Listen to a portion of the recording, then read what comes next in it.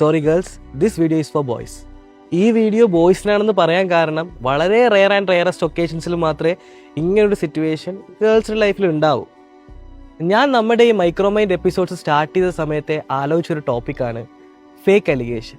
കാരണം നമ്മുടെ ഇപ്പോഴത്തെ ഈ സൊസൈറ്റിയിൽ അത് വളരെ റെലവൻ്റ് ആണ്. Case filed against men by a woman എന്ന സിനാരിയോയിൽ എൻ്റെ ഒരു കണക്കൂട്ടൽ പ്രകാരം ഒരു 100ൽ ഒരു 80% കേസസ് ആർ ജെനുവിൻ. പക്ഷേ വാട്ട് അബൌട്ട് ദാറ്റ് 20%? ആ 20% ഉൾപ്പെട്ട ബോയ്സിന് വേണ്ടിയിട്ടാണ് ഈ video. As we all know, നമ്മുടെ വുമൻസിന് വേണ്ടിയിട്ട് നമ്മുടെ ഇന്ത്യൻ ഗവൺമെൻറ് ഒരുപാട് പ്രയോറിറ്റീസ് കൊടുക്കുന്നുണ്ട്. Because they want to be safe actually. പക്ഷെ അത് മിസ്യൂസ് ചെയ്യുന്ന ഒരുപാട് ഗേൾസ് ഉണ്ട്. സപ്പോസ് ഇപ്പോൾ ഒരു പെൺകുട്ടി പോയി കംപ്ലൈൻറ്റ് ചെയ്യുകയാണ്, എന്നെ ആ വ്യക്തി കയറി പിടിച്ചു അല്ലെങ്കിൽ സെക്ഷലി അബ്യൂസ് ചെയ്തു, ഓട്ടോമാറ്റിക്കായിട്ട് പോലീസ് കേസ് എടുക്കുമ്പോൾ ഓട്ടോമാറ്റിക്കായിട്ട് അവരുടെ ഫാമിലി അറിയും, റിലേറ്റീവ്സ് അറിയും, നെയ്ബേഴ്സ് അറിയും, ബാക്കി എല്ലാവരും അറിയും.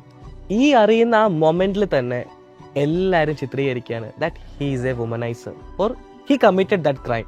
അങ്ങനെ പക്ഷെ നമുക്ക് എങ്ങനെ പറയാൻ പറ്റും that person is feeling guilty അല്ലെങ്കിൽ ആ പേഴ്സൺ ആ ക്രൈം ചെയ്തിട്ടുണ്ടെന്ന്? അൺടിൽ ആൻഡ് അൺലെസ് അത് പ്രൂവ് ചെയ്യുന്നത് വരെ. അതാണ് എൻ്റെ ക്വസ്റ്റ്യൻ. ഒരാൾ പറയുന്നത് വെച്ചിട്ട് സമൂഹം ആ വ്യക്തിനെ വിലയിരുത്തുവാണ് that he is that person. ഒരുപാട് വർഷം കോടതിയിൽ കയറി ഇറങ്ങി ലാസ്റ്റ് അവന് നീതി കിട്ടിയെന്ന് തന്നെ ഇരിക്കട്ടെ. ഇതെല്ലാവരും അറിയാൻ പോകുന്നുണ്ടോ? കുറച്ച് പേര് അറിഞ്ഞ്, ബാക്കിയുള്ളവരോ സ്റ്റിൽ അവന് ആ കണ്ണി കൂടെ തന്നെ ആയിരിക്കും കാണുന്നത്.